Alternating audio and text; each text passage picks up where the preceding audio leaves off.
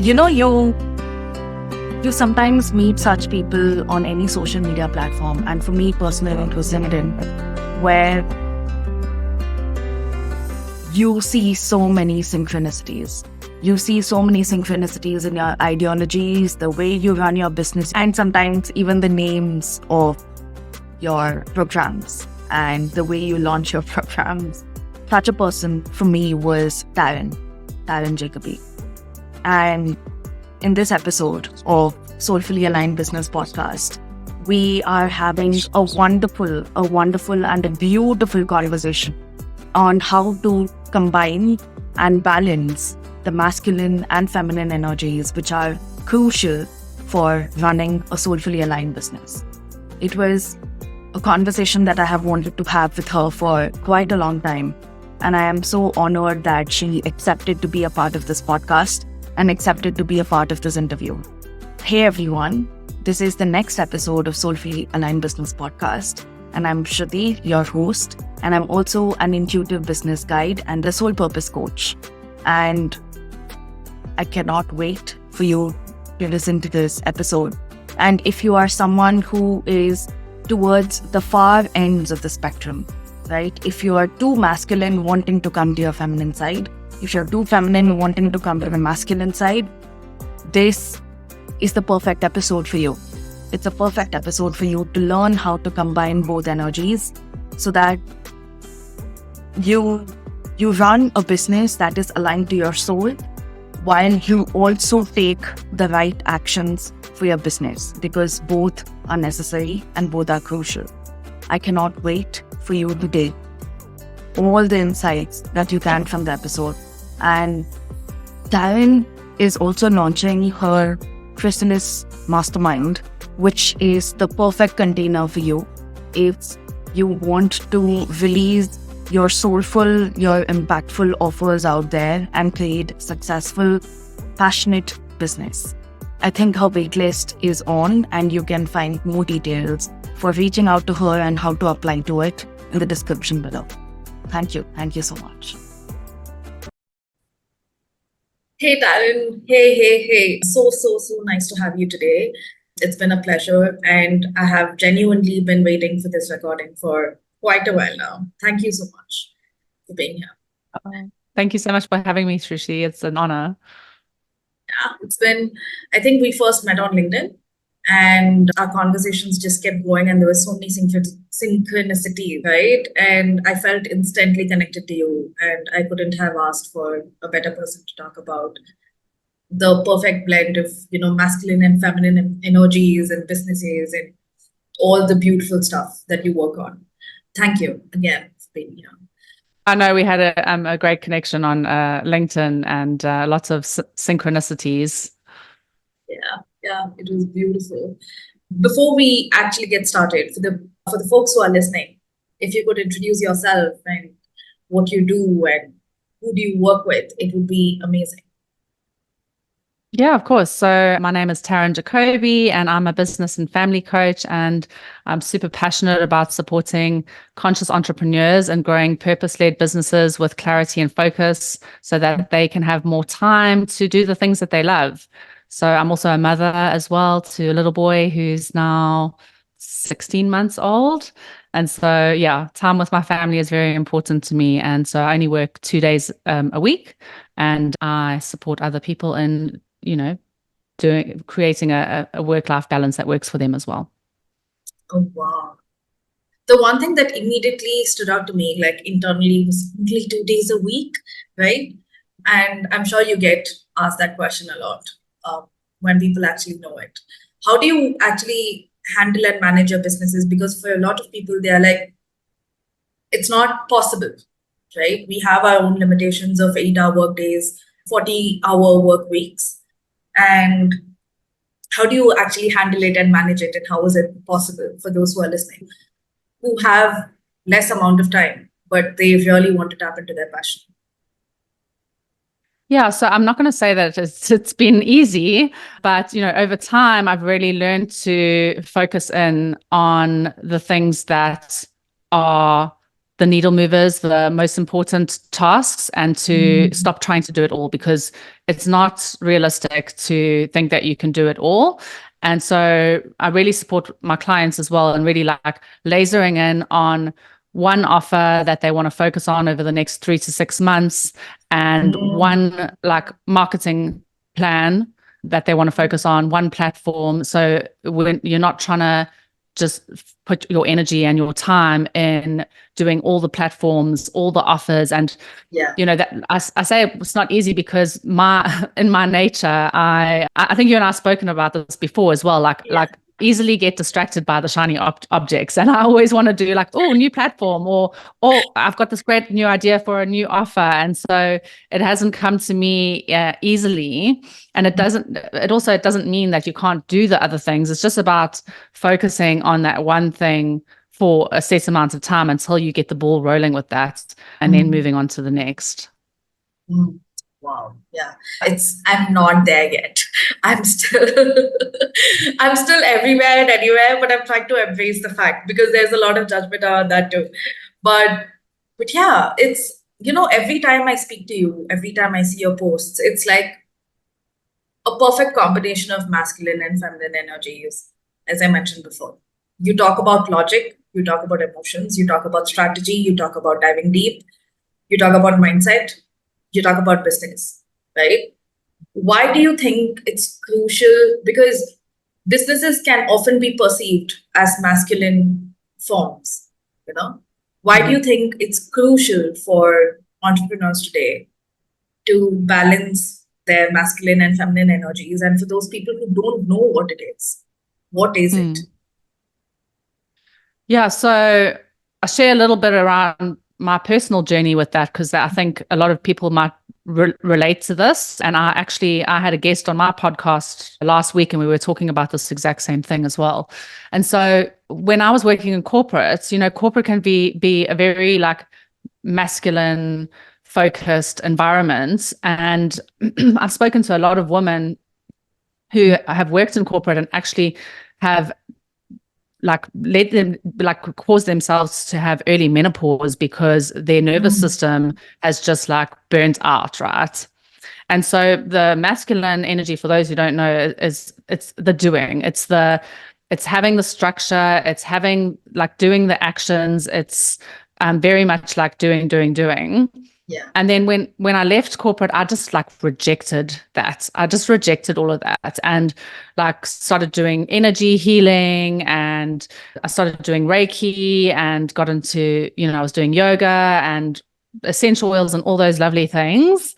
And it was just and it was not easy for me to let go of the masculine, because I'd been operating in that mindset for so long. And so as I started to let go of it and learn how to surrender into the feminine, which is all about flow and creativity, and letting go of the structure and having to do things by a certain time and everything, then life became so much easier for me. And I was able to have a lot more creativity, a lot more flow in my life.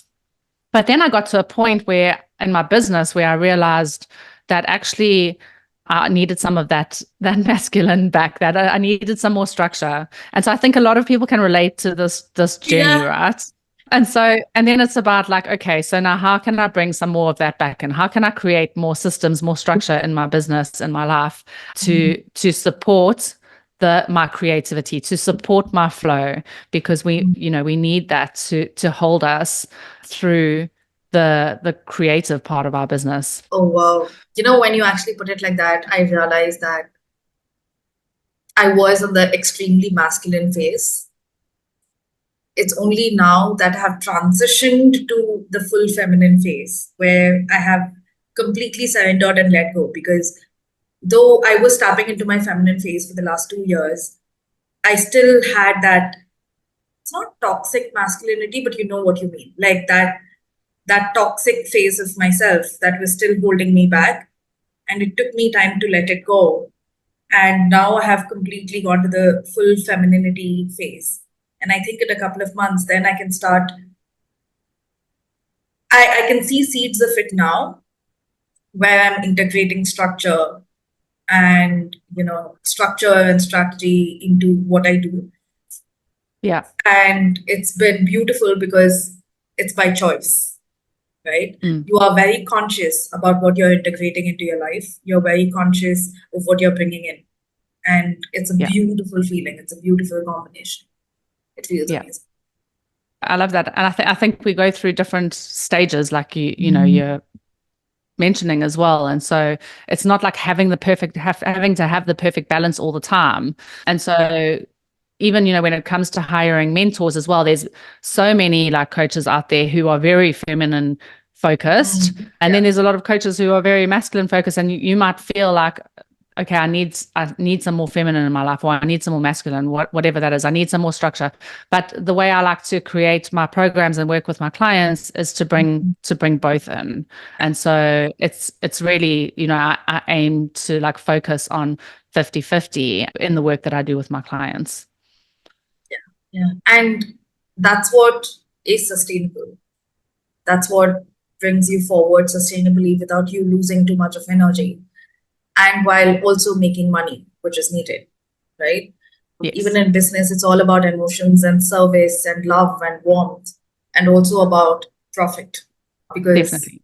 we are in our physical self, right? And we need to sustain. One thing when I was going through your website that I loved is, so, and I think we all know this, right? I know for sure that all business coaches or business healers, as some of them call themselves, or whatever tags that everyone who's working on businesses, okay, they know that it completely transforms a person's business and life. They know it. And I think even for me, behind the scenes, the one-to-one work that I do in my containers and in my sessions, it's seen, right? But I don't think anyone puts it out there. And you were one of the very few people who specifically mentioned that you're a business and a family. What led you to this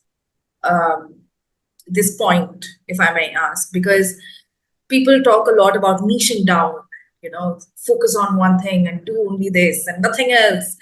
So when you integrated these two aspects in your messaging, in your offer, and in your business, how was the process like?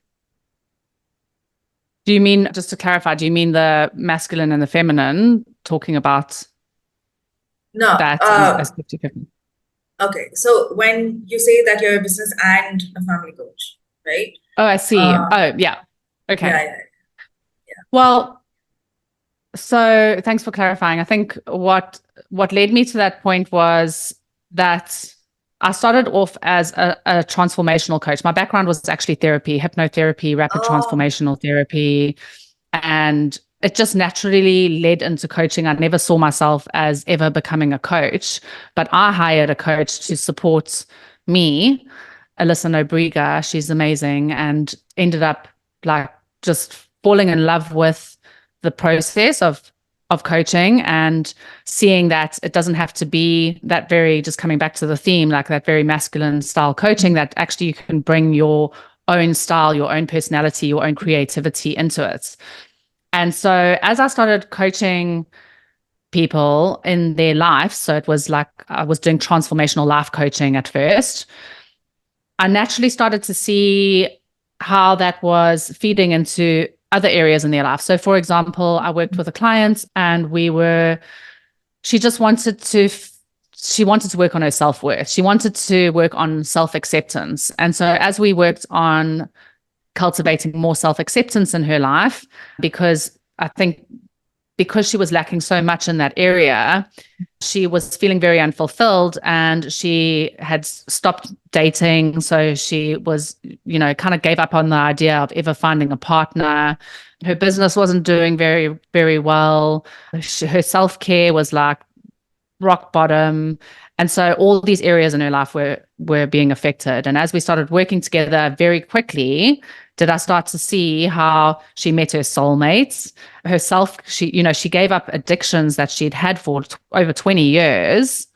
Her business, like her revenue, just like started like tripling. Eventually, she was just bringing in like loads of clients into her business. And I just thought, wow, that's like, that's incredible, like you're just focusing on like one aspect. We weren't focusing like on the business or on the dating or anything like that, but it just naturally fed into all those areas. And then naturally I started just attracting people women mainly, who wanted to start up their own businesses. And I noticed that the opposite was true. Like, even though I do, 50% strategy, 50% inner work, mindsets and emotional mastery and all that, as we were focusing on the business, but working through the mindset blocks that come up in your business, then other areas were just naturally being affected as well. And so one of the things that I struggled with personally was fertility. So really always saw myself as becoming a mother, but struggled with fertility for 7 years. And went on quite a profound journey over those 7 years, where I hired a lot of different professionals and worked through a lot of inner blocks in myself. And as I started to do that work, I noticed how that was also feeding into other areas in my life, in my business and in my relationships and so on. And so, I really see them going hand in hand. And I don't think that you can focus on the one without it affecting the other. I know, right? And thank you for accepting it and putting it out there, because a lot of messages online are very one-dimensional. And this is the truth. And when you see someone who is actually, we all know it, right? But no one puts it out there in the open. And when we see someone do that, it feels really good. It feels amazing. Thank you for doing that. Oh, it's a pleasure. Yeah. I didn't even really think about it, but I was just like, to me, it was just obvious, it's just, it just does. It just affects, it just goes hand in hand. Yeah. So like, what, to give context to that, right? Like, for example, I was very spiritual in my sessions. I was always, I had included a lot of healing, a lot of meditations, visualizations in my sessions, along with coaching and consulting. But I never spoke about spirituality outside. It was only when people came into my containers, I was like, hey, do you want to try this? Right? That was the block that I had. And I know a lot of business coaches in inverted commas face that too. They struggle to label themselves completely in a way that feels aligned to them. So even if, so there is usually a distinct difference between how the sessions actually look like versus how people market their sessions, right? That is the context that I want. Yeah. And I think there's like imposter syndrome comes up for a lot of people, especially when they're doing something that feels out of their comfort zone or it's something new. And so as you're growing a new business or you're focusing on a new niche, perhaps it's naturally that those doubts and fears are naturally going to come up. And I was talking to somebody yesterday about this who wanted to start her own therapy business. And she said, okay, I'm going to start this therapy business in about 6 months' time, but I don't want to call it a business. And I was like, why not? And she was like, well, I think it's more just like a passion. And I was like, but it's going to be your main source of income, right? It's going to be the thing that's going to be supporting you and your family. And she was like, yes. And I was like, well, the sooner you start to think of it like a business, the sooner you're going to be able to get it off the ground. But if you're just treating something like a passion of yours, which I think a lot of people do in the beginning, because also that feels easier as well, doesn't feel as scary, and you don't have to label yourself as like, you don't have to confirm like that you're a business coach or whatever it is. And people also call it a service, right? They're like, I'm in a service, I'm providing a service, I'm serving people. How can I even take incredible amounts of money for that, or like just value my work? Yeah. And I think at the end of the day, also the titles that we choose to give ourselves, like in the coaching world, I don't really think that they mean much, to be honest. It's not like I think it's not about the titles. It's just, that's just a label. I just see it as just a label. But to be able to give somebody a taster of the work that you do, to really see the depth of the work that you do, Yeah. Like that's what's most important. Yeah. But people do. I mean, even I did. I did get stuck on my labels for a long time until I was like, Yeah. does it even matter? You know? Yeah. And when, Yeah. surprisingly, when I said, does it even matter? And when I let go of it, the label that resonated most with me just came to me. Yeah. That was the weirdest part. I'm like, what? Where Yeah. were you all this time? I know, but that's often the case, right? When we put like so much energy on something and like and like I see it so many times with entrepreneurs getting caught behind, and I've done it too, getting caught behind the labels and Instagram bios and Yeah. the niche and all those things. And when we eventually just like, you know what, stuff it, I'm just gonna like get out there, be in service, then those things just naturally fall into place. Yeah. So, okay. So I'm talking about a person here who has dived in, who has dive in. Okay, sorry. Who has dived fully into his or her femininity, okay, their emotions and the flow and stuff like that. But they are in a stage where they want to balance both the masculine and the feminine. But what they're actually scared of is going back to the masculinity that they have experienced already. Because a lot of people are like, I don't want to be that person again. Right? So they are in this new phase where they have completely embraced their femininity. They love it. Yeah. But they also know Yes. that they need structure. But they also don't want to go back to the previous self. And surprisingly, have been meeting a lot of people in that exact scenario. Okay.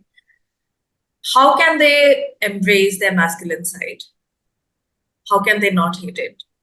And where can they start inculcating bits and pieces of the masculine side in themselves and in the business?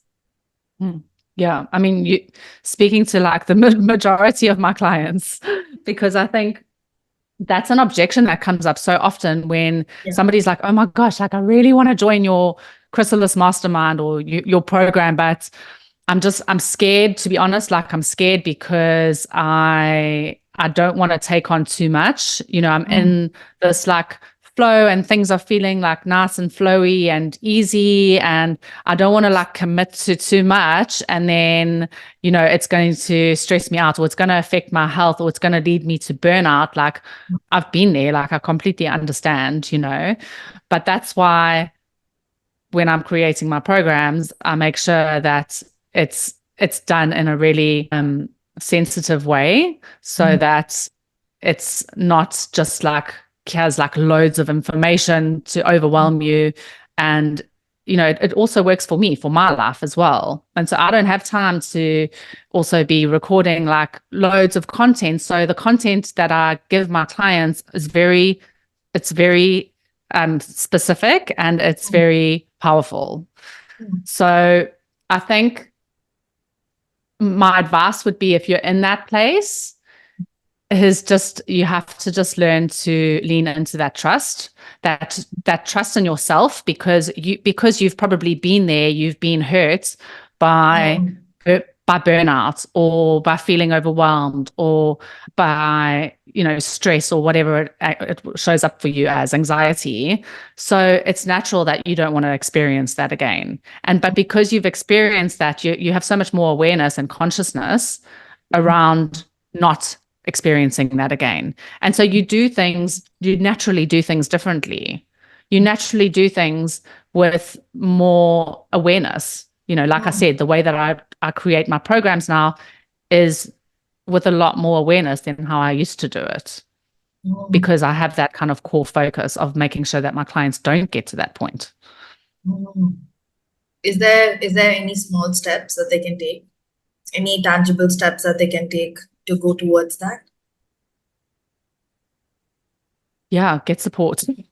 But this is it, right? Is the support is such a big part of it. Whatever that looks like for you, it's leaning into the support. And that is the support is the masculine, but it allows us to be more in our feminine. And so we think, oh, if I join this program, or if I hire a mentor or whatever, it's just going to add more to my plate. No, if you join the right program and you hire the right mentor, it's going to take things off of your plate. Mm. Oh, wow. So that you can be in your zone of genius, so that you can focus on the things that are most important and have more clarity and focus. Mm. What do you think? What are your thoughts around that? You're right. It's about leaning into trusting ourselves and understanding that we cannot go back to that version of ourselves, even if we want to, because we have fundamentally changed and transformed as a person. Yeah. Right. But it's also, I think, so for a lot of, and please correct me if I'm wrong, right? For a lot of people who have fallen into this feminine nature with themselves, the words structure and discipline feels very boxed up. It feels like they are boxed up, right? Like, I don't want to, like, I'm enjoying this free flow. Why are you like boxing me up? But I think the problem becomes when you listen to others' version of structure and discipline, when you listen to your own version, and if it makes sense to you, and if you know that it's going to lead you to a place that you really want to go, right? You start seeing it as a form of self-love. You know what I mean? Like, so you don't hate it anymore. You don't see it as something restrictive, but you truly start seeing it as a form of self-love and as a way to reaffirm all the work that you've done so far, to reaffirm all the transitions and transformations that you've gone so far. Yeah, 100%. So just as you're talking, I thought of one of the clients that I'm working with, and I'm sure she won't mind me sharing this, but you know, she was very much like, she had a health issue, and it took her a lot of her time and energy to recover from that. And so she was, you know, very much in her feminine, and she was enjoying the lifestyle that she had created for herself. And she was enjoying that freedom and flexibility that she had created for herself. And I think that's the fear, right? Is that we get scared that our freedom is going to be taken away from us. Yeah. And so she came into my Chrysalis Mastermind. You know, there was a lot of conversation between me and her, because she was scared of having this other thing on her plate, and that her freedom was going to be taken away from her. And it's done is it's allowed her to be in her brilliance and to create more spaciousness to focus on the things that she really wants to focus on. And so before the program, she had really wanted to run a retreat for years, but she never saw herself as having the time to run it.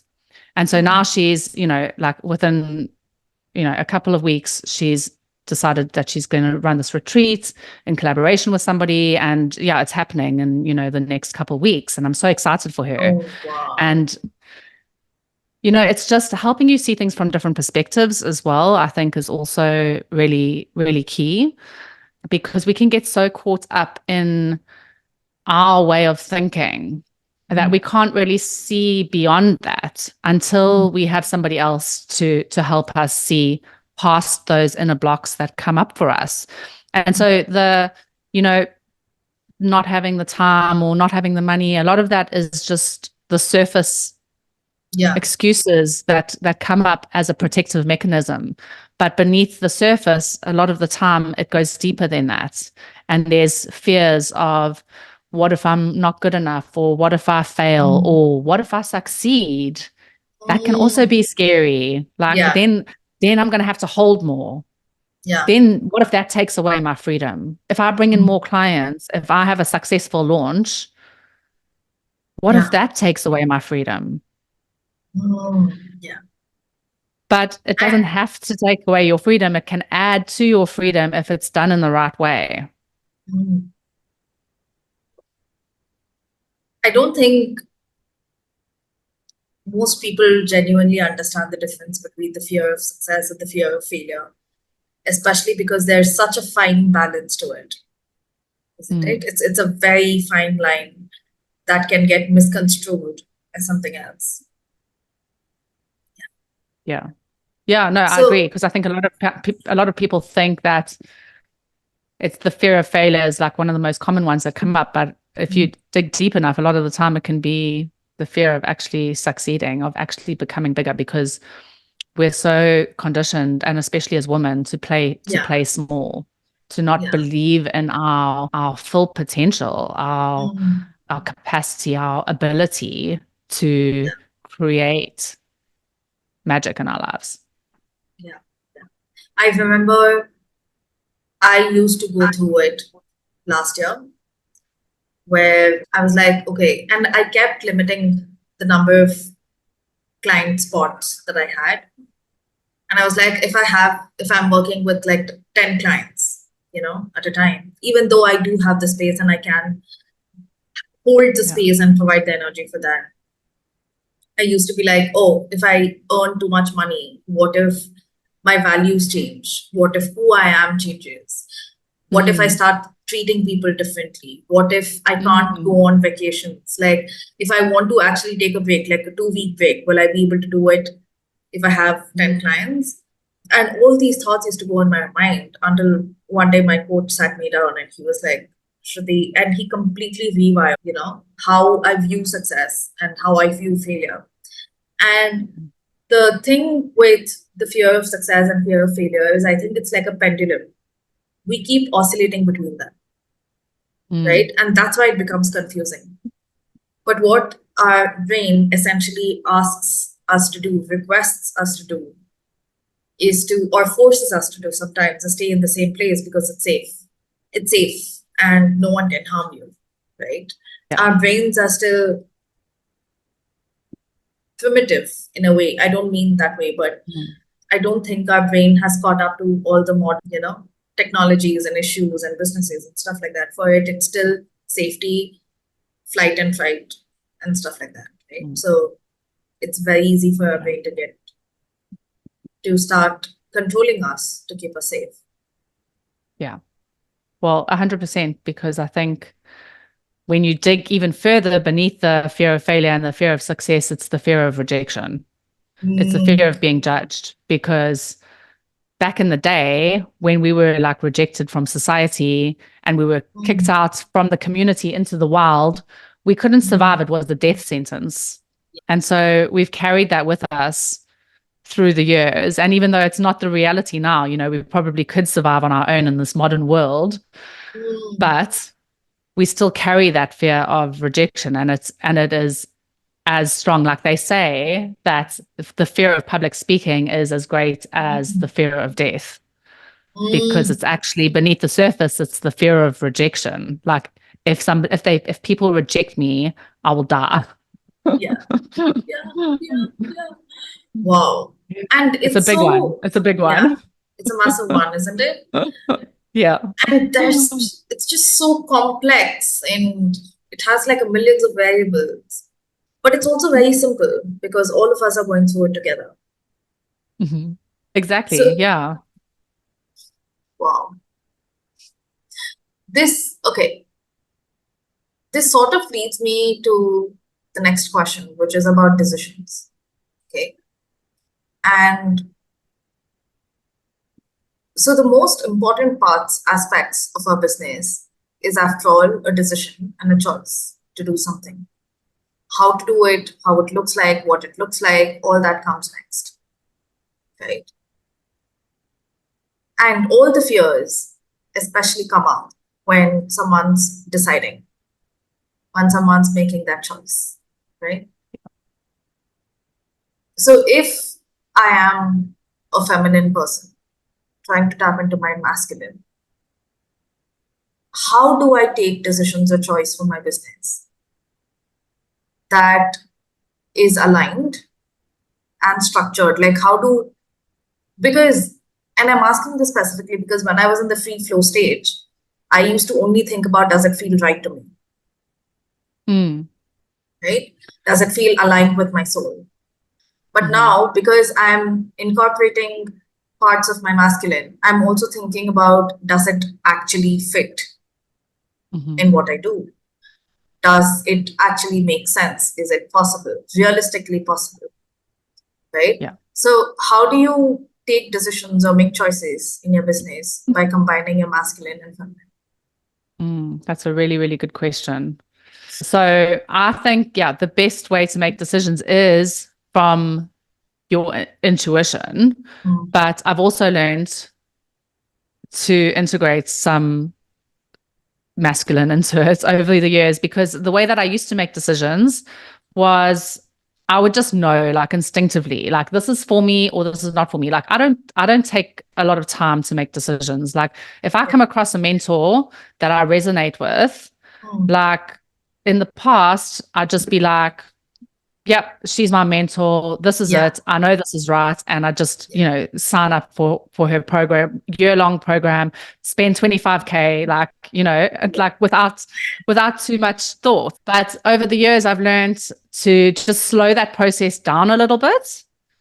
And even though I already know the answer to the question and I know whether it's the right decision for me or not, I also just take a moment to just do like a little check, like without getting too caught up in my head about it. And I say to myself, okay, I'm just, instead of going back to them today with an answer, which I always want to do, I'm just like, okay, I'm just going to just slow it down a little bit, give myself 48 hours just to think through the logistics of it. Obviously check, okay, if I'm hiring a mentor, does this fit into my budget? Is the mentor going to give me exactly what I need at this time in my business, and so on. And then I go back to them, after 24, 48 hours. But the key is to not have that window period being too long, because the longer we think about making the decision, the more we get caught up in our heads about it. And that's where a lot of people go wrong. Oh, absolutely right. Yeah, and that's why nowadays, so it's such a funny thing that you gave this specific example, right? Because earlier during my discovery calls, if my potential clients said that, hey, I need some time to think through it, right? I used to ask them, how much time do you need, right? And they used to be like, oh, I need probably a week, and then I used to be like, I'll follow up with you after a week. But now I don't give them a week. Yeah. I just give them 2 or maximum 3 days for them to confirm whether they want to proceed or not. Because, and I'm like, if it is not a hell yes, it's a hell no, right? Yeah. If you are still in that meandering situation, then probably it's not the right time for you. And it's okay. And you can come back later. And I've started sort of applying that in every aspect of my business. I think that's a really great strategy, because also I think you want the other person to feel empowered as well, and whether that is it's a hell yes or a hell no, but like when they like hanging out in maybe for a week or two, then they feel not feeling empowered. And so really helping them get clear on, okay, is this for you or not, is a really powerful strategy and supportive for them as well. Yeah. Because you take away the options, right? And when you take away the options, the rest becomes so clear. Exactly. Yeah. So love it. Last question for the day before I let you go. So for anyone who's trying to combine the masculine and feminine energies in their business, and we have spoken about the exact persona earlier in the conversation. Yeah. What is the advice that you would give to them? Is there any message, any advice that you would give to them? Yeah, I think it's about really looking at how you can integrate both from earlier on. Like I said, I was, for the first year or so of my business, I was very much in my feminine, and I think that played a part, especially in my personal life. I think I needed that. I needed that in my personal life to, be able to become a mother. But in my business, I think my business would have benefited a lot more if I had started implementing systems and getting support earlier on. And it's really about doing it before you feel ready. And I think, people have probably heard this before, but when you actually are living that, it's like, that your business is needing this, whether that's systems or support or whatever, but you're not feeling ready for it. And if we waited to feel ready for everything, then nothing would happen. And so, and I think also what holds us back is trying to do it all at once. And so it's like, okay, as priority, I feel like my business could really benefit a lot from getting some VA support, for example. And maybe I don't feel ready to hire a VA, but could I look at doing that just very part-time, like getting somebody to come and help me like 2 or 3 hours a week with this task that's like just driving me crazy and also sucking up so much of my time and energy. Yeah. And it is a very recent realization for me that you don't have to be in the depths of pain for an aha moment. You can have the aha moment before the depths of pain too. And you can change course before you go there. Everything doesn't need to be like a horrible to success story, right?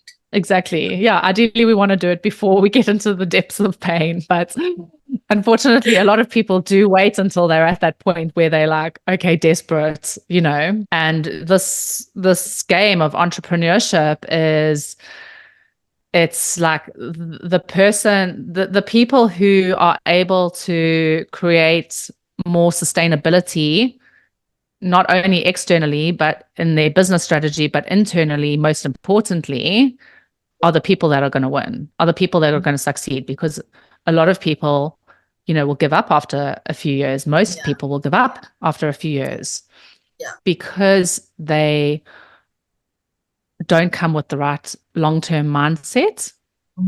And that also feeds into their strategy as well, as like trying to get like the quick wins rather than thinking long-term. Yeah, so true. That's once I was having a conversation with a coach of mine, and she was like, Shruti, you're going to be here for years. You're going to be here for decades. Think like that. You struggling or not getting clients or getting too many clients or whatever business problems you have for, a month or two doesn't really matter in the long term. It doesn't. So think of what would, and that's why I think the word commitment also comes to it. It also depends on how committed you are. Because and that's the difference, right? You're not seeing it as a passion. You're seeing it as a business. You're seeing it as a committed business. That is part of your soul's purpose, and you're here to do this, right? I mean, of course, we pivot a lot along the way, but the core remains the same as far as I know. Exactly. And when you think about things like that, your whole perspective on how you view your business changes completely. Yeah, that's a really good point. Yeah, I love that. Oh, thank you. Thank you so much for joining. It really, really means a lot to me. And I cannot wait to release this episode and let it go out to the universe and find the right people. And I genuinely hope people who are exactly in this stage of their life or business really, really benefit from the episode. Thank you so much. Oh, thank you so much for having me. Like, it's been an absolute pleasure. I love chatting to you, and it's been great connecting with you, and honored to be on your podcast. So thank you. Thank you. Thank you so much.